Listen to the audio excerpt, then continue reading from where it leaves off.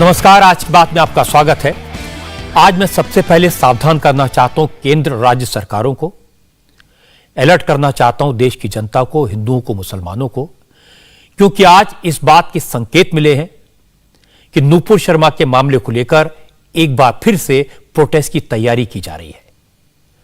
आज इस बात की जानकारी मिली है कि अगले शुक्रवार को जुमे के दिन देश के कई हिस्सों में फिर से भीड़ इकट्ठा की जाएगी।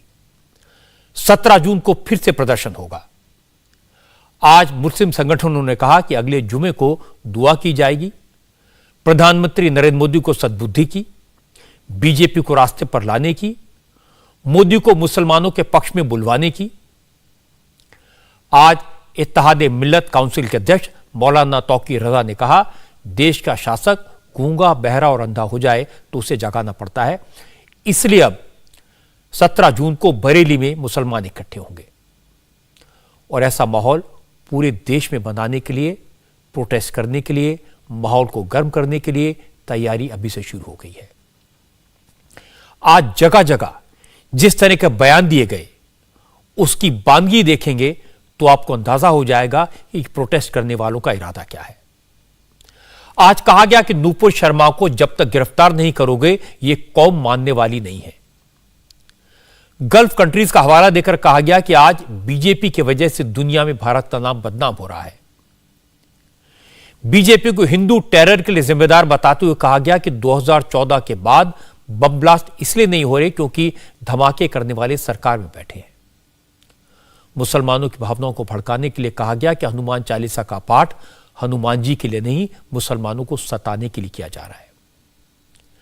ऐसे कितने सारे एग्जाम्पल्स मैं आपको दे सकता हूं जहां लोगों को उकसाने के लिए कहा गया कि मुसलमानों पर जुल्म हो रहा है, हमारी मस्जिदों पर भगवा झंडा लहराया जा रहा है। इन सारी बातों का देश के आम मुसलमानों से कोई लेना देना नहीं है। ये सारी बातें सुनकर साफ साफ लगा कि सिलसिलेवार तरीके से माहौल को गर्म करने और गर्म बनाए रखने की प्लानिंग हो रही है। नूपुर शर्मा तो बहाना है, इस्लाम की आड़ लेकर मोदी को निशाना बनाने का इरादा है। इस बात की भी इंफॉर्मेशन मिली है कि ऊपर से पीसफुल प्रोटेस्ट का वादा किया जाएगा, लेकिन जब भीड़ इकट्ठी होगी तो फिर हंगामा होगा, आगजनी होगी, और जब पुलिस एक्शन लेगी तो ये ठेकेदार जुल्म की दुहाई देकर इस्लाम के नाम पर मुसलमानों को अगले प्रोटेस्ट के लिए भड़काएंगे। आज मैं आपको इसके सबूत दिखाऊंगा और फिर से कहता हूं कि देश के आम मुसलमानों का, देश के आम हिंदुओं का इन सारी चीजों से कोई लेना देना नहीं है।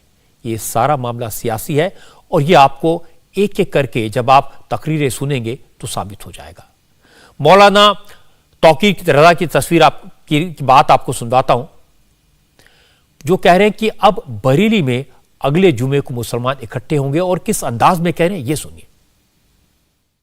अब जो मैं 17 का प्रोग्राम कर रहा हूं उसमें मैंने ये किया है कि कोई एहतजाज नहीं किया जाएगा, कोई नारेबाजी नहीं होगी, कोई घेराव नहीं किया जाएगा, सड़कों पर जाम नहीं लगाया जाएगा।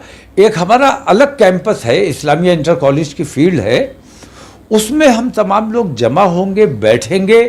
सिर्फ 2 घंटे का कार्यक्रम है, दुरूद शरीफ पेश करेंगे और अपने देश की एकता के लिए, भाईचारे के लिए, अमन व अमान के लिए और देश की जो पूरे दुनिया में बदनामी हो रही है उसके लिए हम दुआ करेंगे और अपने प्रधानमंत्री की सद्बुद्धि के लिए दुआ करने का ये कार्यक्रम है हमारा। प्रोटेस्ट हम इसके बाद करेंगे। अगर इस कार्यक्रम से हमें दुआ करने से भी अगर हमें रोका जाता है तो प्रोटेस्ट ऐसा होगा, फिर गोलियां चलाइए, लाठियां चलाइए, रसूल की शान में गुस्ताखी तो बर्दाश्त नहीं की जा सकती। मौलाना तौकीर रजा बड़ी चतुराई से बात करते हैं, बात दुआ की कर रहे हैं। दुआ कैसी होगी ये मैं आपको दिखाऊंगा। मौलाना तौकीर रजा ने कहा कि बरेली में होने वाले जलसे में बच्चों और महिलाओं को बुलाया गया है। हालांकि वो बार बार दावा कर रहे हैं कि प्रोग्राम कोई विरोध प्रदर्शन का नहीं है, नारेबाजी नहीं होगी, सड़क पर नहीं उतरेंगे, जाम नहीं लगाएंगे, लेकिन नाराजगी का इजहार करेंगे, मोदी को सद्बुद्धि मिले इसकी दुआ तो करेंगे। अब किस अंदाज में दुआ होगी ये सुनिए। इस बार मैंने बच्चों और खवातीन को भी बुलाया है, औरतों को भी बुलाया है। ज्यादा से ज्यादा क्या कर सकते हो, लाठी चला सकते हो, गोली चला सकते हो या पकड़ के जेल में डाल सकते हो। हम उसके लिए तैयार हैं। मैंने पहले भी कहा था, आज फिर कह रहा हूं कि जब शासक अंधा गूंगा बहरा बन के बैठ जाए तो देश को बहुत गंभीर परिणाम भुगतने पड़ते हैं। एक एक बात को समझने की जरूरत है। तौकीर रजा ने अपने प्रोग्राम में बच्चों और महिलाओं को भी बुलाया है। यह गौर करने वाली बात है, क्योंकि अगर कोई ऊंच नीच हो गई तो फिर महिलाओं और बच्चों को आगे किया जाएगा। पिछले जुमे को प्रयागराज के अटाला इलाके में जो हिंसा हुई थी, उसमें भी छोटे छोटे बच्चों को आगे किया गया था। खुद एडीजी ने इस बात को कंफर्म किया था और कहा था कि हिंसा के मास्टरमाइंड ने बिरयानी का लालच देकर बच्चों से पत्थरबाजी करवाई, उन्हें पत्थरबाजी के लिए आगे किया। रांची में भी जो हिंसा हुई उसमें भी नई उम्र के लड़के ही आगे थे। पुलिस की फायरिंग में जिन 2 बच्चों की मौत हुई, उनमें से एक की उम्र 15 और दूसरे की उम्र 19 साल बताई गई है। ये एक नया ट्रेंड खड़ा करने की कोशिश की जा रही है कि पत्थरबाजी में बच्चों को आगे किया जाए। तौकीर रजा कह रहे हैं कि वो शांतिपूर्ण तरीके से, पीसफुल तरीके से प्रोग्राम करेंगे और अपनी बात कहना, सरकार तक अपनी बात पहुंचाना, ये उनका हक है, अधिकार है। कल इसी तरह का एक प्रोग्राम जयपुर में हुआ था। शहर के बीचों बीच करबला के मैदान में एक जॉइंट रैली हुई। इसकी तस्वीरें अब मुस्लिम संगठनों की तरफ से सोशल मीडिया पर वायरल की जा रही हैं। जो तस्वीरें आप अपने टीवी स्क्रीन पर देख रहे हैं, ये उसी जलसे की हैं। जॉइंट एक्शन फोरम ने यह भीड़ इकट्ठी की है। करबला मैदान की तरफ जाने वाली सभी सड़कें प्रदर्शन करने वालों से भरी हुई हैं। जॉइंट एक्शन फोरम ने करबला मैदान में ऑल इंडिया अमन और इंसाफ कॉन्फ्रेंस के नाम से रैली बुलाई थी। जॉइंट एक्शन फोरम में कौन कौन था, ये भी आप जान लीजिए। इस फोरम में All India Muslim Personal Board, Ittehad Millat Council और पीएफआई जैसे संगठन शामिल थे। सभी संगठनों के नेता एक साथ एक मंच पर थे। इस भीड़ की तस्वीरों को, एरियल शॉट्स को शक्ति प्रदर्शन के तौर पर पेश किया जा रहा है। दावा किया जा रहा है कि अब आगे जो जलसे होंगे, जो प्रोग्राम होंगे, उनमें इससे भी ज्यादा भीड़ जुटेगी। इन तस्वीरों के जरिए सरकार पर प्रेशर बनाने की कोशिश की जा रही है। तौकीर रजा का भाषण यहां भी हुआ था और उनके भाषण की सबसे ज्यादा चर्चा हुई, सबसे ज्यादा वायरल है। तौकीर रजा ने जयपुर में कहा कि हनुमान चालीसा मुसलमानों को भड़काने के लिए, डराने के लिए पढ़ी जा रही है। मुसलमान अमन पसंद हैं, इसलिए सब सह रहा है। लेकिन मोदी कलयुग के धृतराष्ट्र हैं, सब सुन रहे हैं, सब देख रहे हैं, लेकिन गूंगे बहरे बने हुए हैं। महाभारत तो हर हिंदू ने पढ़ी है और हर हिंदू को याद होगा कि उस वक्त का जो राजा था वो बेईमान था, वो अंधा था। लेकिन कलयुग का आज का राजा अंधा नहीं है।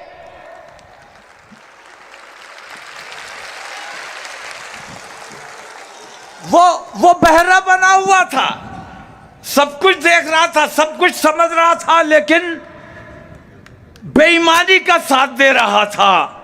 आज कलयुग का धृतराष्ट्र नरेंद्र मोदी जब तक इन तमाम बेईमानियों के खिलाफ आवाज नहीं खोलेंगे, तब तक हिंदुस्तान का माहौल ठीक नहीं किया जा सकता। रसूल आजम की शान पर अगर गुस्ताखी की जाएगी तो किसी कीमत पर बर्दाश्त नहीं करेंगे। हमने बहुत बर्दाश्त किया है। हनुमान चालीसा तुमने हमारी मस्जिदों के आगे पढ़ा, हमने सब्र किया। हनुमान चालीसा हिंदू को पढ़ना चाहिए, अच्छी बात है, पढ़ो। जय हनुमान ज्ञान गुण सागर पढ़ो। हिंदू नहीं पढ़ेगा तो कौन पढ़ेगा? लेकिन तू हनुमान के लिए नहीं पढ़ रहा था, तू मुसलमान को सताने के लिए पढ़ रहा था। तुमने हमारी मस्जिदों के मीनारों पर भगवा लहराया, जबरदस्ती की, हमने सब्र किया, हमने जवाब नहीं दिया। बताओ ठीक है कि गलत है? तौकीर रजा कोई ऑर्डिनरी आदमी नहीं है। तौकीर रजा का संबंध बरेली शरीफ के आला हजरत के खानदान से है। आला हजरत बरेली मसलक के सबसे बड़े आलिम माने जाते हैं। मुसलमानों में इनकी बड़ी इज्जत है, इसलिए मौलाना तौकीर रजा की बात को लोग सुनते हैं और उस पर भरोसा भी करते हैं। लेकिन तौकीर रजा इस्लाम की कम, मोदी की बात ज्यादा करते हैं। उन्होंने यहां तक इल्जाम लगाया कि देश में बम ब्लास्ट करने वाले अब सत्ता पर काबिज हैं, इसलिए अब देश में बम नहीं फूट रहे। तौकीर रजा ने कहा कि मस्जिदों पर भगवा लहराया गया, मुसलमानों पर जुल्म किया गया, मुसलमान खामोश रहे, लेकिन अब पैगंबर साहब की तौहीन हुई, अब तो इस्लामिक मुल्क भी बोल रहे हैं, इसलिए हिंदुस्तान के मुसलमानों को भी खामोश नहीं रहना चाहिए। हमने तुम्हारी हर बेईमानी, हर जुल्म, हर ज्यादती को बर्दाश्त किया। तुमने खुद बम मारे, मुसलमानों पर इल्जाम लगाया। मैं ये पूछता हूं कि वो जो बम पूरे हिंदुस्तान में 2014 से पहले फूटा करता था, वो बम आज कहां गायब हो गया? अब कहीं बम इसलिए नहीं फूटता है कि जो बम मारने वाला था वही आज हुकूमत पर बैठा हुआ है। तो तुम्हारे अपने बखिए उधड़वाने से बेहतर यह है कि नरेंद्र मोदी जी, आप हमारे देश के प्रधानमंत्री हैं। हमारे देश को पूरी दुनिया में जलील करने का काम मत करो, गैरों की बात मत सुनो। तुमने पूरी दुनिया के मुसलमानों की दिलाजारी करने का काम किया है, हमारी मस्जिदों पर हमारे ऊपर जुल्म किया। कभी गल्फ कंट्रीज हमारी हिमायत के लिए नहीं आई, ना हम कभी उन्हें बुलाने गए कि आओ हिंदुस्तान में हमारे ऊपर ये जुल्म हो रहा है, हमारी मदद करो। आज वो खुद मजबूर हुए हैं आने के लिए, क्योंकि उनके रसूल की शान में गुस्ताखी की गई है। और रसूल हिंदुस्तान के नहीं है, पूरी दुनिया के हैं। जैसे जैसे आप बातें सुनते जाएंगे, आपको अंदाजा होता जाएगा कि नरेंद्र मोदी का विरोध करने वाले ये सारे संगठन एक साथ आ गए हैं और एक साथ मिलकर मोदी पर हमला कर रहे हैं, क्योंकि उनको लगता है कि उन्हें एक बड़ा मौका मिल गया है। तौकीर रजा के बाद all India Muslim Personal board के मेंबर मौलाना सज्जाद नोमानी ने माइक संभाला। उन्होंने कहा कि तौकीर रजा गलत समझ रहे हैं, मोदी धृतराष्ट्र नहीं है, न गूंगे बहरे हैं। मोदी तो कोच हैं, और कोच खुद गोल थोड़े ही मारता है, गोल की स्ट्रेटेजी बनाता है, फील्ड में खेल रहे प्लेयर से गोल करवाता है। मसला क्या है? मसला यह है कि हर मस्जिद को खोदो, उसके अंदर से शिवलिंग निकलेगा। शर्म आती है, शर्म आती है वाकई। ये कौन सी सतह है? ये किस सतह पर लोग गिर गए हैं? मैं इनको सांप्रदायिकता नहीं कहता, मैं इसको कम्युनिज्म नहीं कहता, मैं इसको दिमागी दिवालियापन कहता हूं। ये इंटेलेक्चुअल बैंक्रप्सी है, ये कोई दिमागी बीमारी है। और अभी किसी ने कहा था कि राजा खामोश है, याद आया? और इस पर ताज्जुब का इजहार किया था। मुझे इस ताज्जुब पर ताज्जुब है। राजा प्लेयर नहीं है, टीम का कोच है, और कोच गोल नहीं मारता, कोच गोल मारने वालों को गोल मारने का तरीका सिखाता है।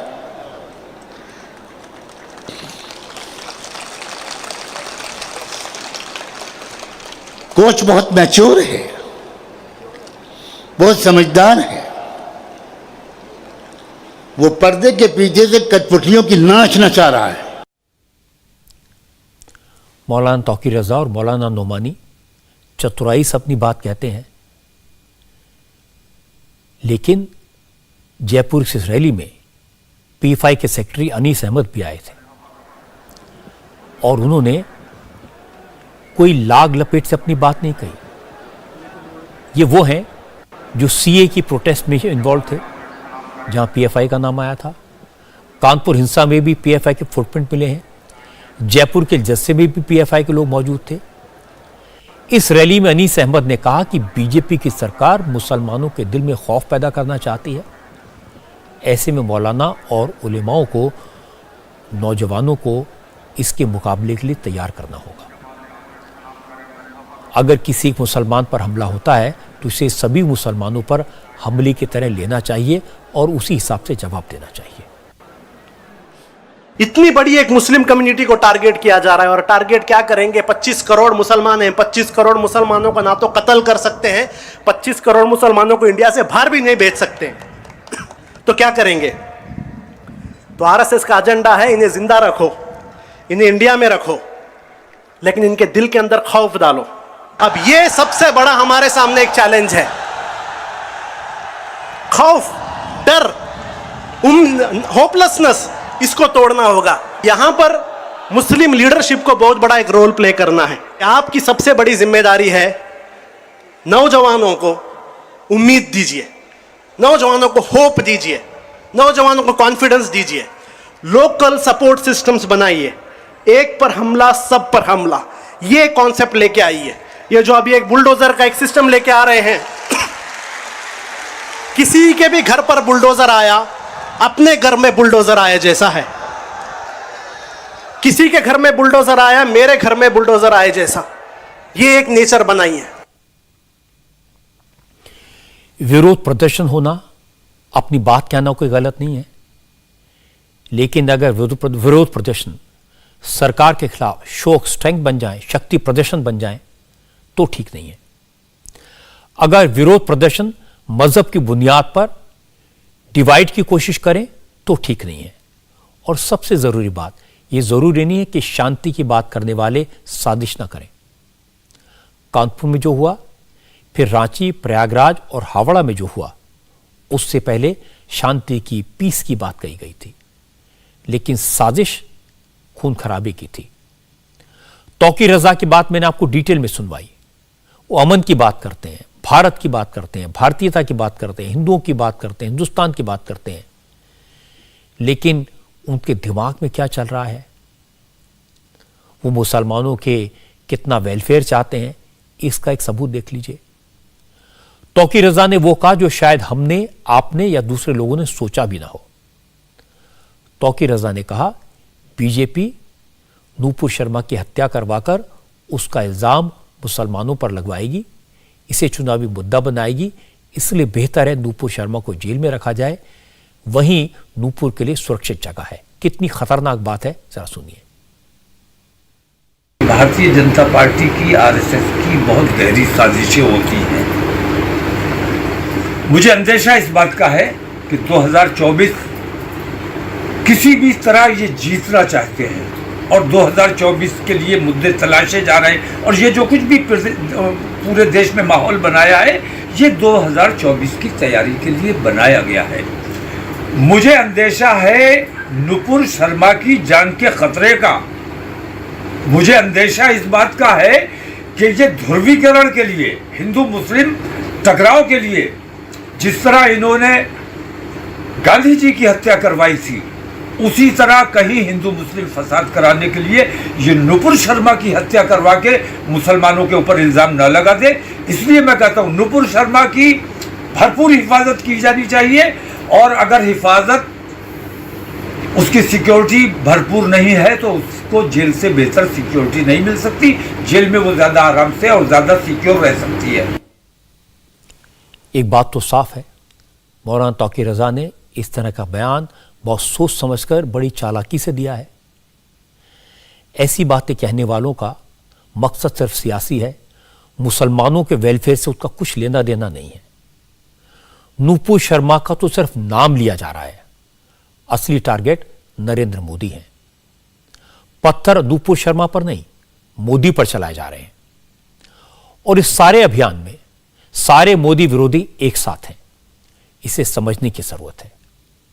जो लोग चुनाव में मोदी को हरा नहीं पाए, जो लोग अब 2024 के चुनाव का इंतजार कर रहे हैं, जिन्हें लगता है कि 2024 में एक बार फिर से मोदी जीत जाएंगे, वो मोदी को अटकाने के रास्ते ढूंढते रहते हैं। और अब उन्हें लगता है कि हजरत मोहम्मद साहब का नाम लेकर लोगों की भावनाओं को भड़काया जा सकता है। उन्हें लगता है इन्हें एक ऐसा इशू मिल गया जिससे मोदी को डिफेंसिव पर डाला जा सकता है। पिछले 8 साल में मोदी ने जिस तरह से मुल्क का माहौल बदला है, ये लोग उसकी वजह से बेचैन हैं। जो लोग मुस्लिम वोटों के ठेकेदार बनते थे, अब उनकी दुकानें बंद होने लगी हैं। जो लोग इस्लामिक मुल्कों को अपनी जेब में समझते थे, अपना हिमायती मानते थे, वो इस बात से हैरान है कि इस्लामिक मुल्क मोदी का इस्तकबाल करने में लगे हैं। उन्हें बर्दाश्त नहीं हुआ कि बीजेपी की सरकार हो और गल्फ कंट्री से रिश्ते बेहतर हो जाएं। उन्हें अच्छा नहीं लगा कि अबू धाबी में मंदिर बन जाए और इसका क्रेडिट मोदी को मिल जाए। मुसलमानों के नाम पर सियासत करने वालों का सबसे बड़ा डर यह है कि कहीं मुसलमानों का एक तबका मोदी के साथ न चला जाए। योगी आदित्यनाथ ने जिस तरह से यूपी में लाउडस्पीकर का मुद्दा सुलझाया, सड़क पर नमाज का मसला हल किया, जिस तरह से मौलानाओं ने योगी के बदले रुख की तारीफ की, उसने भी मुस्लिम वोटों के सौदागरों को परेशान कर दिया। अब हर छोटे बड़े मामले को एंटी इस्लामिक कलर देकर उसे प्रधानमंत्री नरेंद्र मोदी से जोड़ा जा रहा है। बार बार मोदी का नाम लिया जा रहा है जिससे सरकार पर प्रेशर बनाया जा सके। और इसका सबसे बड़ा सबूत रांची में हुई वायलेंस के बाद हो रही सियासत से मिलता है। आज ये क्लियर हो गया कि रांची में पिछले शुक्रवार को जो हिंसा हुई वो पूरी प्लानिंग के साथ हुई। सोशल मीडिया में मैसेज सर्कुलेट करके भीड़ इकट्ठी की गई थी। सोशल मीडिया पर जो पोस्टर सर्कुलेट किया गया उसमें सबसे ऊपर लिखा था, बतला दो गुस्ताखे नबी को, गैरत मुस्लिम जिंदा है। जो गुस्सा पोस्टर में लिखा था वही गुस्सा सड़कों पर नजर आया। रांची की इकरा मस्जिद से नमाज के बाद निकली भीड़ ने हिंसा की। आज इकरा मस्जिद के इमाम अब्दुल्ला कासमी ने कहा, मस्जिद से तो लोगों को घर जाने का पैगाम दिया गया था, लेकिन आगजनी और पत्थरबाजी हो गई, गोलियां चली, पुलिस भी अपना फर्ज निभाने में नाकाम रही। रांची में भी पिछले जुमा को जो घटना घटी, ये किसी तंजीम, किसी सोसाइटी या किसी इदारे की तरफ से जो है ये बंद नहीं बुलाया गया था, ना ये जुलूस का एहतमाम किया गया था। ये सारा ड्रामा जो है सोशल मीडिया पर चला। बंद का आह्वान भी सोशल मीडिया पर चला और जुलूस का ऐलान भी सोशल मीडिया पर चला। जुमा में बहुत सारी मस्जिदों में ऐलान हुआ कि भाई किसी धरना प्रदर्शन की ज़रूरत नहीं है, आप नमाज़ पढ़े घरों में चले जाए। लेकिन कुछ युवक 2:30-3 बजे खाना खा करके बाज़ाब्ता वो लोग आए और मेन रोड की तरफ बढ़े और ये असल फितना और ये हंगामा जो हुआ है टैक्सी स्टैंड मंदिर के पास हुआ है। ये तो हंगामा वहाँ से हुआ और वहीं पर सबसे ज़्यादा गोली चली। इमाम साहब की बात बिल्कुल ठीक है कि सारा मामला सोशल मीडिया से शुरू हुआ, इससे अफवाहें फैलाई गई। इमाम साहब ये भी कह रहे हैं कि पुलिस फेल हो गई, गोलियां मंदिर से भी चली और पुलिस ने भी फायरिंग की, लेकिन शायद उनकी जानकारी ठीक नहीं है, उन्हें ठीक से बात बताई नहीं गई। इंडिया टीवी को जो सीसीटीवी फुटेज और हिंसा के वीडियो मिले हैं उससे साफ दिखाई देता है कि मस्जिद से निकली नमाजियों की भीड़ ने पहले मंदिर पर पत्थरबाजी की, फिर गोलियां चलाई।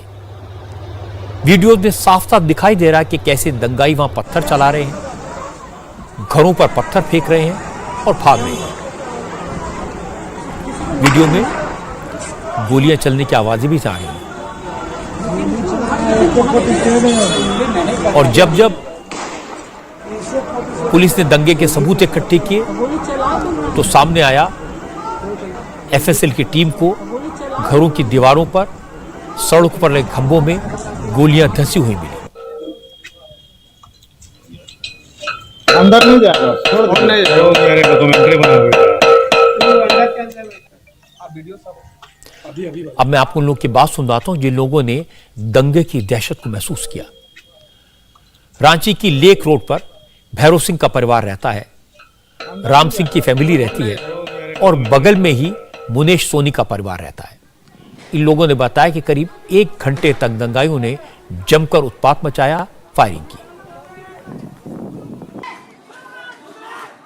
यहाँ बहुत ज्यादा पथराव था, मेरे दरवाजे पर लात सब मार रहा था और अशब्द बहुत लोग बोलते हुए निकला है। मतलब कम से कम यहाँ 1 घंटा तक पत्थरबाजी किया है। दरवाज़ा हम लोग बहुत लेडीज़ लोग थे, छोटा छोटा बच्चा लोग था घर पे, बड़े कोई नहीं थे और हम लोग गेट को बहुत मुश्किल से संभाले, अपने आप को भी बहुत मुश्किल से संभाले हैं। और इतना पत्थरबाजी वो लोग किया है और गाली देते हुए गया है, राम सिंह, भैरव सिंह घर से निकलो, एक भी परिवार को हम जीवित नहीं छोड़ेंगे। और बहुत फायरिंग भी किया है। आप देख सकते हैं पूरा दरवाज़ा का नक्शा किया है, ईंट पत्थर जो फेंका है उससे भी दरवाज़ा का देखिए हाल दीवार का कैसा हुआ है। अब फायरिंग करते हुए वो लोग वहाँ से निकला है। कुछ हिंदू समाज के लड़के बाहर निकले हैं, उसके बाद वो लोग यहाँ से भागे हैं। फिर प्रशासन को फ़ोन किया गया, वो लोग आए, तब हम लोग को कुछ अपना सुरक्षा महसूस हुआ है। भैरव सिंह देश का रक्षा करता है, महिला लोग का रक्षा करता है, तो जानते हैं जो देश के लिए खड़ा है उसका तो विरोध करेगा ही। और ये भी सारे कह रहे थे कि एक भी परिवार को जिंदा नहीं छोड़ेंगे। ज्यादातर लोग मिलजुल कर रहना चाहते हैं, भाईचारा चाहते हैं, लेकिन जब हिंसा होती है उसमें कुछ ही लोग शामिल होते हैं। दंगाइयों ने कुछ गिने चुने लोगों को भड़काया, बच्चों को आगे किया, ढाल बनाया और पीछे से फायरिंग करके भाग गए। लेकिन जब पुलिस ने जवाबी कार्रवाई की, दोनों तरफ से गोलियां चल रही थी, तो इस फायरिंग के जद में बच्चे आ गए। रांची की हिंसा में 2 लोगों की मौत हुई है। दोनों लड़के 20 साल से कम उम्र के थे। एक की उम्र 15 साल, दूसरे की 19 साल। सोचिए, बेटा नमाज पढ़ने की बात कहकर गया हो और शाम को उसकी लाश घर पहुंचे तो मां पर क्या बीती होगी, उसका क्या हाल हुआ होगा। जिस मां का इकलौता बेटा 15 साल का बच्चा अचानक दुनिया छोड़ जाए, उस मां की हालत क्या होगी, इसका अंदाजा कोई नहीं लगा सकता। सोचकर दिल दहल जाता है। रांची की हिंसा में फायरिंग का शिकार हुए मुद्दस्सर की मां का वीडियो देखकर मन दुखी हो गया। मां की मानसिक हालत बिगड़ गई है। वो बेटे को खोजती रहती है, रोती रहती है। उसे यह समझा दिया गया है कि बेटा इस्लाम की राह में कुर्बान हो गया, और मां अब यही बात बार बार दोहराती है, चिल्ला चिल्ला कर यही बात कहती है। क्या वो समझ रहा है, मुसलमान का बच्चा कमजोर है। शेर माँ पैदा की है, शेर माँ, शेर बच्चा पैदा की, शेर बच्चा को। अरे शेर माँ, इस्लाम जिंदाबाद था, इस्लाम जिंदाबाद है, और इस्लाम जिंदाबाद हमेशा रहेगा, उसको कोई नहीं रोक सकता। एक मुद्दस्सिर इस्लाम जिंदाबाद बोलते गया, उसका पीछे देखो सैकड़ों मुद्दस्सिर खड़ा हो। बेटे की जान चली गई और मां को यह समझा दिया गया कि बेटा मरा नहीं, वो तो शहीद हुआ है, इस्लाम की राह पर कुर्बान हुआ है। मां को दिलासा देने के लिए बात कही गई होती, उसका दिल ठंडा करने के लिए बात कही हुई तो समझ आता, लेकिन ये ट्विस्ट मां का दिल रखने के लिए नहीं, नफरत का माहौल बनाने के लिए दिया गया। और अब मुद्दस्सिर की मां के वीडियो को नफरत के कारोबार को बढ़ाने और फैलाने के लिए किया जा रहा है। जयपुर में जो जलसा हुआ उसमें पीएफआई ने इसे अपना थीम बनाया। पीएफआई के जनरल सेक्रेटरी अनीस अहमद ने रांची में जो हुआ उसकी तुलना फिलिस्तीन से की। कहा, अभी तक लगता था ऐसी मां फिलिस्तीन में होती है जो अपने बेटों को इस्लाम के लिए कुर्बान कर देती है, लेकिन अब पता चला कि हिंदुस्तान में भी एक ऐसी मां है। मैं मेरी बात आज शुरू करता हूं याद कर कर मुदस्सर को और सुहेल को, वो जो शहीद जिन्होंने नबी करीम सल्लल्लाहु अलैहि वसल्लम की इज्जत के लिए कल अपनी जान दे दी। हमें याद रखना होगा हमारे मुदस्सर की मां को, उस मां ने जो आज स्टेटमेंट दिया कि अगर मुझे कोई भी फिक्र नहीं है कि मेरे बेटे की जान गई है, मुझे गर्व है कि मेरे बेटे ने। हम सुना करते थे कि ऐसी माएं सिर्फ फिलिस्तीन में होते हैं, आज मुदस्सर की मां ने दिखाया ऐसी माएं इंडिया में भी होती हैं।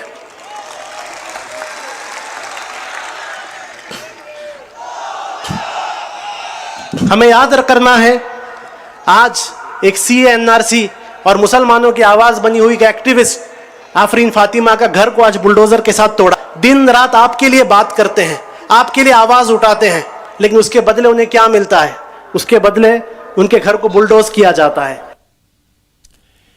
देश भर में ज्यादातर मौलाना, ज्यादातर मौलवी, ज्यादातर इमाम पीस की, शांति की बात कर रहे हैं, लेकिन जो लोग सियासी हैं वो हिंसा पर, मौत पर, कफन पर, सियासत की बात कर रहे हैं। जो बात पीएफआई ने कही वही बात असदुद्दीन ओवैसी ने कही। ओवैसी ने गुजरात में कहा कि अब मुस्लिम बच्चों को गोलियों का निशाना बनाया जा रहा है, अब ताली बजाने का वक्त नहीं है, मुसलमानों के घर तोड़े जा रहे हैं, ये खामोश रहने का वक्त नहीं है। ओवैसी ने कहा कि अगर गोली चलानी है, घरों पर बुलडोजर चलाना है, तो फिर देश में कोर्ट कचहरी का क्या काम। झारखंड में 2 मुस्लिम बच्चों को गोली मार दी गई। पुलिस ने मुदस्सर को जो इस्लाम नगर का है, साहिल को जो चिश्तिया नगर का है, ये बच्चे शहीद हो गए, मर गए, कत्ल कर दिया गया। सर पे गोली मार दी साहिल के। ये बच्चों को गोली मारेंगे आप? बताओ, झारखंड की हुकूमत जो कांग्रेस की सरकार है, जीएमएम की सरकार है, 2 बच्चों को गोली मार दिए। और वो साहिल की मां क्या कह रही है, मैं वीडियो देखा, वो कह रही कि रसूलुल्लाह सल्लल्लाहु अलैहि वसल्लम के लिए मेरे बेटे ने अपनी जान को कुर्बान कर दी। नहीं, तुम थाली नहीं मारोगे। सोचो थोड़ी देर के लिए, तुम्हारा भाई था, तुम्हारा बेटा था, क्या करोगे तुम? क्या हम अपने बेटों को इसलिए पैदा करते हैं कि जान दे दें? क्या हमारी जान की कीमत नहीं है? क्या उस बच्चे के, उसके मां को हक हासिल नहीं था कि उसके ज़ईफ़ी का सहारा बने? ये मेरी लड़ाई है। इस पे बोलते हैं भड़काऊ भाषण दिया, 2 बच्चे मर गए, गोलियां मार दिया आपने। यहां पर 2 बच्चे चले गए। प्रयागराज में लोगों ने प्रोटेस्ट किया तो आपने आफरीन फातिमा के घर को तोड़ दिया, पूरे घर को तोड़ दिया। क्या कहा उत्तर प्रदेश की सरकार ने कि इसका बाप और ये जिम्मेदार है? क्या कोर्ट किस लिए है? फिर बताओ आप, अदालत किस लिए है? जज किस लिए है? पुलिस किस लिए है? अगर तुम तय कर लोगे 15 दिन से नुपुर शर्मा गिरफ्तार नहीं होती और हमारे खिलाफ जजमेंट दे दिया जाता है कि तुम मेन आदमी हो, तुम्हारे घर को तोड़ दिया जाएगा। कभी कभी लगता है कि सियासत कितनी क्रूर हो सकती है। इकलौते बेटे की मौत पर गमगीन और बदहवास मां की बात को सियासी मुद्दा बनाया जाए, उसकी तकलीफ को, उसके दर्द को सियासी मोहरा बनाया जाए, बेटे की मौत पर बिलखती मां के वीडियो को नफरत फैलाने का हथियार बनाया जाए, ये ठीक नहीं है। ये इस मां की तकलीफ का मजाक उड़ाना है, उसके गम को, उसके जख्मों को कुरेदना है। सियासतदानों को इतना बेदर्द नहीं होना चाहिए। एक बात यह भी जहन में आती है, ये घटना जहां हुई वहां कांग्रेस और झारखंड मुक्ति मोर्चा की सरकार है। अगर ये किसी ऐसी सरकार में होता जहां बीजेपी की सरकार है, उत्तर प्रदेश में अगर ऐसी घटना हो जाती तो ये लोग उसको कितना बड़ा इशू बनाते, क्या क्या कहते, इसको भी प्लानिंग बता देते। इलाहाबाद में हिंसा हुई, उसके बाद से लगातार सवाल उठ रहे हैं वहां जो एक्शन हुआ उसको लेकर। हमने उत्तर प्रदेश सरकार से, उत्तर प्रदेश के पुलिस के बड़े अफसरों से इस बारे में सवाल पूछा। उनसे पूछा कि इस एक्शन का मकसद क्या है, इस एक्शन का जस्टिफिकेशन क्या है। 10 जून को यूपी के अलग अलग शहरों में जो हिंसा हुई थी उसको लेकर अब तक क्या एक्शन हुआ, ये एक बार समझ लेते हैं। पिछले जुमे को नमाज के बाद प्रयागराज, सहारनपुर, मुरादाबाद, हाथरस जैसे यूपी के तमाम शहरों में हुई हिंसा के मामलों में अब तक 333 लोगों को गिरफ्तार किया गया है, 333 लोगों को जेल भेजा गया है। दंगाइयों के खिलाफ गैंगस्टर एक्ट के तहत कार्रवाई हो रही है। इस हिंसा में जितनी सरकारी प्रॉपर्टी और प्राइवेट प्रॉपर्टी का नुकसान हुआ, उन सब की वसूली दंगाइयों से करने की तैयारी हो गई है। अब इसके लिए नोटिस भेजे जा रहे हैं। जिन लोगों के पास गैर कानूनी प्रॉपर्टी मिली है उस पर बुलडोजर चल रहा है। यूपी के ADG law and order Prashant Kumar ने कहा कि जो लोग एक्शन पर सवाल उठा रहे हैं वो अदालत जाएं। जब कोई संवैधानिक संस्था जवाब मांगेगी तो पुलिस पूरा रिकॉर्ड, पूरे सबूत, सब कुछ सामने रख देगी। स्थानीय जिम्मेदार व्यक्तियों ने ये कार्रवाई की है और वहाँ पे शांति व्यवस्था भंग न हो इसलिए पुलिस व्यवस्था कराई गई थी। वहाँ से कुछ अवैध शस्त्र तथा अवैध कागजात भी प्राप्त हुए हैं, जिसके बारे में वहाँ के स्थानीय अधिकारियों ने मीडिया को ब्रीफ भी किया है। तो ये चीज़ें आरोप लगाने और प्रत्यारोप लगाने की बात हो सकती है, लेकिन जहाँ भी आवश्यक होगा महत्वपूर्ण अभिलेख और चीज़ें प्रस्तुत की जाएंगी। प्रशांत कुमार कह रहे हैं कि जो चाहे वो प्रशासन के एक्शन को कोर्ट में चैलेंज कर सकता है। एक्शन ठोक बजाकर, समझबूझकर, कानून प्रक्रिया के तहत किया गया है। आज कोर्ट में भी मामला गया। प्रयागराज में हुई हिंसा के आरोपी जावेद का मकान ढहाने के मामले में इलाहाबाद हाईकोर्ट में पिटीशन फाइल की गई थी। पिटीशन का आधार यह है कि प्रशासन ने जिस मकान को गिराया है वो जावेद की वाइफ के नाम पर है, इसलिए कार्रवाई से पहले जावेद की वाइफ के नाम नोटिस जारी करना चाहिए था, न कि जावेद के नाम। लेकिन इस पिटीशन को हाईकोर्ट ने सुनने से इनकार कर दिया। अब कोर्ट में कल फिर से पिटीशन फाइल की जाएगी। पुलिस के एक्शन के बाद अब प्रयागराज में तो शांति है, लेकिन अभी पुलिस एक्शन को लेकर प्रोटेस्ट दिल्ली में हो रहा है। जेएनयू वामपंथी संगठनों से जुड़े स्टूडेंट्स ने जंतर मंतर पर आज प्रदर्शन किया।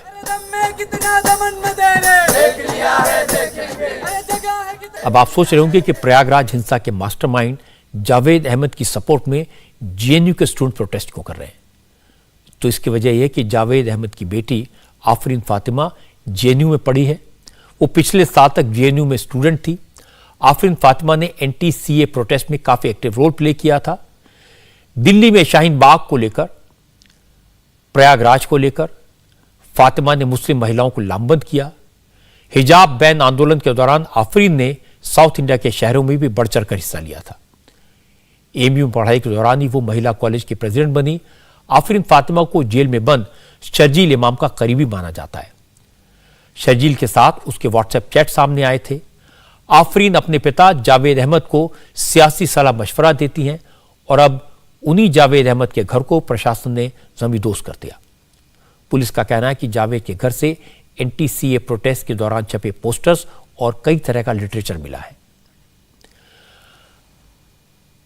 अब मुदस्सर की बात हो, आफरीन फातिमा की बात हो, गुजरात से लेकर कश्मीर तक की जा रही है। तौकीर रजा, असदुद्दीन ओवैसी से लेकर महबूबा मुफ्ती तक सभी यही एग्जाम्पल दे रहे हैं। ओवैसी की तरह महबूबा मुफ्ती ने कहा कि बीजेपी मुसलमानों पर जुल्म कर रही है, सरकार मुसलमानों पर हो रहे जुल्म में शामिल है। और महबूबा 2 कदम आगे बढ़ गई। उन्होंने कहा कि अब तक लग रहा था कि प्रशासन सरकार के इशारे पर काम कर रहा है, लेकिन अब ऐसा लग रहा है कि जुडिशरी भी चुपचाप तमाशा देख रही है। हिंदुस्तान है ये पूरी दुनिया में माना जाता था भाईचारे के लिए, सेक्युलरिज्म के लिए, डेमोक्रेसी के लिए, मगर बीजेपी ने सबका बेड़ा गर्क कर दिया है। जिस तरह से वो 20-25 करोड़ लोगों को, माइनॉरिटीज को एलिनेट कर रही है, ना उनका कोई वकार नहीं है, उनकी कोई इज्जत नहीं है, उनके कपड़ों पे वो सवाल उठाए जाते हैं, उनके खाने पीने पे सवाल उठाए जाते हैं, और अगर वो आवाज़ उठाते हैं तो उनको गोली मार दी जाती है, उनको लिंच किया जाता है, और उसमें सरकार का पूरा हाथ होता है। ये जो बच्ची है जिसके घर पे बुलडोजर चला, जिसके पहले वालिद को गिरफ्तार किया, फिर उसकी माँ और बहन को पकड़ के ले गए, फिर उसको और उसकी भाभी को कहा आप भी जेल में चलो, आपको भी कुछ काम है, वो नहीं गई। तो ये एक बदले की सियासत है और मुसलमानों को प्रोवोक करने के लिए, ताकि मुसलमान प्रोवोक हो और इनको मौका मिले मुसलमानों के घर उजाड़ने का, उनको जेलों में डालने का, उन पे गोलियां मारने का और उनको हर हिसाब से तंग करने का मौका है। ये नुपुर शर्मा की बात कोई ऐसे वैसे नहीं कही उसने, ये बड़ी स्ट्रेटजिकली ये बात की गई है। अनफॉर्चुनेटली बदकिस्मती से जो जुडिशरी है वो खामोश तमाशाई बन के देख रही है। इनका काम तो था इस वक्त, क्योंकि अपोजिशन बात करती है तो उनके पीछे ईडी जाता है, उनको जेल में भरते हैं, मगर जुडिशरी जिसको बात करनी चाहिए थी वो सामने नहीं आ रहे हैं, वो खामोश तमाशाई बन के बैठे हुए हैं। महबूबा मुफ्ती उन लोगों में शामिल हैं जो इस बात को लेकर कन्विंस्ड हैं कि बीजेपी ने यह सारा इशू खड़ा करवाया। ऐसे लोग ये मानते हैं कि 2024 का चुनाव जीतने के लिए बीजेपी ने इस्लामोफोबिया खड़ा कर दिया। ऐसे लोगों को यकीन है कि पहले मस्जिदों में शिवलिंग का और बाद में नुपुर शर्मा के बयान का इस्तेमाल माहौल बनाने के लिए किया जा रहा, ताकि हिंदू वोटों को कंसोलिडेट किया जा सके। ये सब कुछ सुनने में बड़ा अच्छा लगता है, बड़ा आसान लगता है, लेकिन मुझे लगता है कि जो लोग ये सोचते हैं वो न तो मोदी को जानते हैं और ना ही इस देश की जनता की भावनाओं को ठीक से समझते हैं। इसीलिए इस सारे मामले को समझने की जरूरत है। नुपुर शर्मा के कमेंट को किसी भी बीजेपी के नेता ने सपोर्ट नहीं किया। नुपुर शर्मा के खिलाफ पार्टी ने एक्शन लिया, मस्जिदों के बाहर प्रोटेस्ट बीजेपी ने ऑर्गेनाइज नहीं करवाए। और जहां तक मस्जिदों में शिवलिंग का सवाल है, कई दिन पहले ही आरएसएस प्रमुख मोहन भागवत ने कह दिया था कि हर मस्जिद में शिवलिंग ढूंढना ठीक नहीं है। और यह बात वो हिंदुओं से कह रहे थे, आरएसएस के लोगों से कह रहे थे। उन्होंने हिंदू मुस्लिम एकता और भाईचारे की बात की थी। लेकिन जिन लोगों की सियासत को यह सूट नहीं करता, वो इसे स्वीकार करने को तैयार नहीं है। और यही उनकी सियासत की सबसे बड़ी प्रॉब्लम है। इसका देश के आम मुसलमान से, आम हिंदुओं से कोई लेना देना नहीं है। इंटरेस्टिंग बात आज यह भी हुई कि महबूबा मुफ्ती ने मोदी विरोध के लिए राहुल गांधी का सपोर्ट किया। महबूबा ने कहा कि जो सरकार के खिलाफ बोलता है, मोदी सरकार उसके पीछे ईडी के अफसरों को लगा देती है। और राहुल गांधी के साथ यही हो रहा है। अब मैं आपको दिखाता हूं कैसे आज कांग्रेस ने दिल्ली में सियासी मार्च किया। कांग्रेस शासित राज्यों के चीफ मिनिस्टर और पार्टी के तमाम बड़े बड़े नेता दिल्ली में इकट्ठा हुए। आज नेशनल हेराल्ड केस में राहुल गांधी से एनफोर्समेंट डायरेक्टरेट में पूछताछ होनी थी। कांग्रेस नेताओं ने इसे बड़ा इशू बनाया। राहुल गांधी पूछताछ के लिए पहुंचे। करीब 8.5 घंटे तक पूछताछ हुई। लेकिन ईडी के दफ्तर जाने से पहले राहुल और प्रियंका कांग्रेस के दफ्तर पहुंचे। वहां रणनीति बनी और इसके बाद राहुल गांधी कांग्रेस के नेताओं के साथ पैदल मार्च करते हुए ईडी के दफ्तर की तरफ बढ़े। पुलिस ने रास्ते में रोका, फिर धक्का मुक्की हुई। इसके बाद कांग्रेस के कई नेताओं और कार्यकर्ताओं को हिरासत में लिया गया। तब जाकर राहुल गांधी ईडी के दफ्तर पहुंचे। अधिकारियों ने राहुल गांधी से उनकी कंपनी यंग इंडियन लिमिटेड को लेकर सवाल किए। इस मामले में सोनिया और राहुल इस वक्त जमानत पर हैं। पहले राउंड में राहुल गांधी से लगभग 3 घंटे तक पूछताछ की गई। ईडी के 2 असिस्टेंट डायरेक्टर से उनसे सवाल किए। दोपहर में राहुल गांधी को लंच ब्रेक दिया गया। तब वो हॉस्पिटल जाकर सोनिया गांधी से मिले। सोनिया गांधी कोविड पॉजिटिव हैं। कोविड की वजह से ईडी ने सोनिया गांधी को 23 जून तक पूछताछ के लिए हाजिर होने को कहा है। लंच ब्रेक के बाद राहुल गांधी से दोबारा पूछताछ की गई, जो करीब 5 घंटे तक चली। पहले राहुल गांधी से ईडी के अधिकारी अकेले ही सवाल कर रहे थे। हालांकि बाद में राहुल गांधी एक वकील को भी जाने दिया। ईडी के अफसरों ने उन्हें अगली पेशी में कुछ दस्तावेज लेकर आने को कहा। कांग्रेस के नेताओं का इल्जाम है कि सरकार सोनिया गांधी और राहुल गांधी को परेशान करने के लिए इस तरह के केसेस ढूंढ कर निकाल रही है, जो अदालत में खारिज हो चुके हैं। लेकिन बीजेपी का आरोप है कि राहुल और सोनिया ने हजारों करोड़ का घोटाला किया है। इसके लिए उन्होंने कांग्रेस को मिले चंदे का इस्तेमाल किया, हवाला ऑपरेटर्स की मदद ली और नेशनल हेराल्ड की हजारों करोड़ की संपत्ति पर कब्जा कर लिया।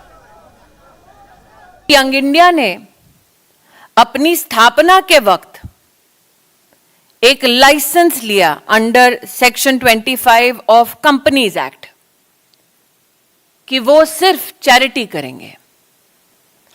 लेकिन साल 2016 में यंग इंडिया ने इस बात को स्वीकार किया कि उन्होंने 6 वर्ष की अवधि में चैरिटी का एक भी काम नहीं किया। प्रश्न यह उठता है, कंपनी बनाई जाती है समाज सेवा के लिए, लेकिन समाज की सेवा नहीं, वो कंपनी मात्र गांधी खानदान की सेवा करने तक सीमित हो जाती है। आपको राहुल गांधी अगर मिले तो उनसे पूछिएगा कि उनका संबंध डोटेक्स मर्चेंडाइज प्राइवेट लिमिटेड के साथ क्या है। डोटेक्स मर्चेंडाइज प्राइवेट लिमिटेड हवाला एंट्री ऑपरेटर कोलकाता से संबंधित है, जो कैश के बदले चेक देती है, जिसकी ट्रांजैक्शंस पर फाइनेंशियल इंटेलिजेंस यूनिट का रेड फ्लैग है।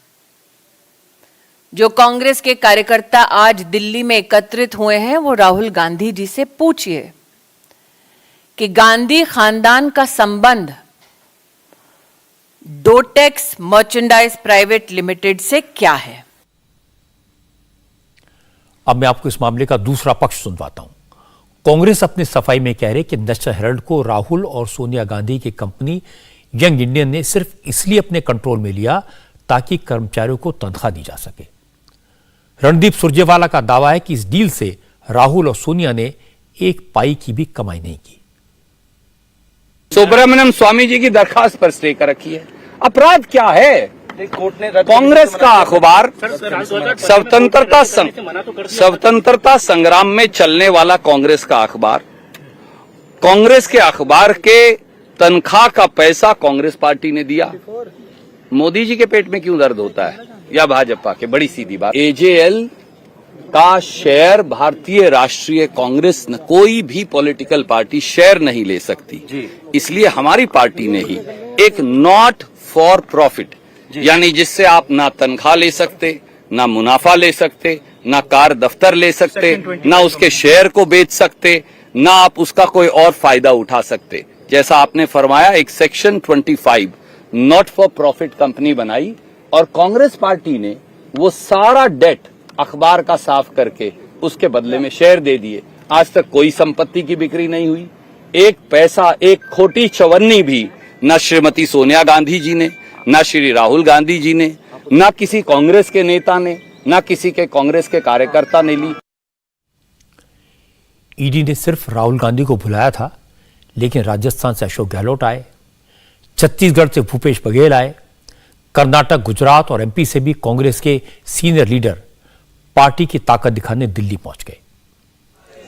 दिल्ली पुलिस ने उन्हें प्रोटेस्ट मार्च की परमिशन नहीं दी थी। इसके बावजूद कांग्रेस लीडर राहुल गांधी के साथ कांग्रेस ऑफिस से पैदल ईडी के ऑफिस के लिए निकले। प्रोटेस्ट मार्च करने वाले नेताओं को रोका गया तो बड़े बड़े नेता सड़क पर ही धरने पर बैठ गए, रास्ता बंद कर दिया गया। पुलिस अधिकारियों से बहस करने लगे। आखिर में पुलिस ने इन कांग्रेस नेताओं को पकड़कर थाने ले जाने का फैसला किया, जहां कांग्रेस के बड़े बड़े नेताओं को हिरासत में रखा गया था। प्रियंका गांधी भी इन नेताओं और कार्यकर्ताओं से मिलने गई, क्योंकि हिरासत में ले गए नेताओं को बाद में रिहा कर दिया गया।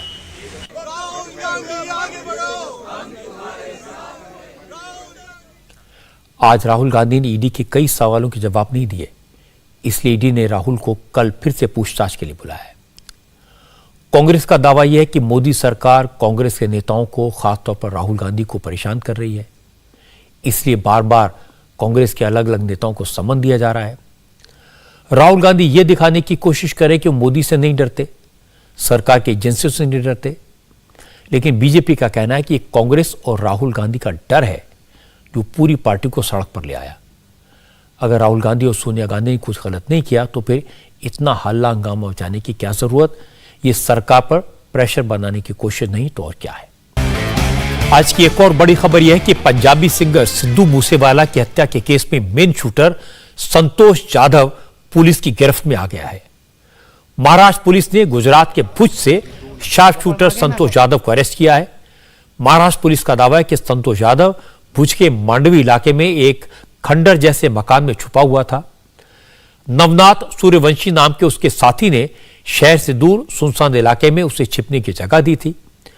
पुलिस ने पहले ट्रैप लगाकर नवनाथ सूर्यवंशी को पकड़ा, फिर उससे मिली जानकारी के आधार पर संतोष यादव को गिरफ्तार किया। पुलिस ने जिस वक्त संतोष यादव को पकड़ा उस वक्त रात हो चुकी थी। संतोष यादव सोया हुआ था। पुलिस की शुरुआती पूछताछ में संतोष यादव ने बताया कि 4 राज्यों की पुलिस उसे तलाश रही थी, इसलिए वो नेपाल भागने की फिराक में था। कोर्ट ने संतोष यादव को 20 जून तक के लिए महाराष्ट्र पुलिस को रिमांड में दिया है। पुलिस अब संतोष यादव से मूसेवाला मर्डर केस और सलमान खान को धमकी के मामले में लॉरेंस बिश्नोई गैंग के रोल के बारे में सच उगलवाने की कोशिश करेगी। 2 लोग संतोष यादव और नवनाथ सूर्यवंशी ये गुजरात में मिले और इनको अब यहाँ लाया गया है। आज रात को ही इनका पुलिस रिमांड लिया हमने और 20 तक इनका हमारे पास पुलिस रिमांड है। अभी इनका फर्दर जो इन्वेस्टिगेशन है, इंटेरोगेशन है, वो होगा। लॉरेंस बिश्नोई गैंग, जिसका नाम पंजाब का जो मूसेवाला मर्डर है उसमें फिगर हुआ है, आ रहा है, उससे इनके क्या लिंक हैं, कैसे लिंक इस्टेब्लिश हुए, कहाँ हुए, क्यों हुए, इसके बारे में अभी इन्वेस्टिगेशन हमारा चल रहा है। और उस मर्डर से भी इनका क्या लिंक है या नहीं है, या किस तरह का लिंक है, उसका इन्वेस्टिगेशन हम करेंगे। पुलिस का दावा है कि मूसेवाला की हत्या में 8 शार्प शूटर शामिल थे। पंजाब पुलिस ने शूटर्स को मूसेवाला के बारे में मुखबिरी करने वाले दोनों आरोपियों को पकड़ लिया है। अब महाराष्ट्र पुलिस ने मेन शूटर संतोष जाधव को अरेस्ट कर लिया है। उम्मीद करनी चाहिए कि मूसेवाला के मर्डर में शामिल बाकी आरोपी भी पकड़े जाएंगे और जेल में बैठकर जो गैंगस्टर अपना कारोबार कर रहे हैं उन पर भी लगाम लगेगी। इंडिया टीवी हर वक्त हर जगह डाउनलोड करने के लिए सर्च करें India TV news Google play store या ऐप स्टोर पर।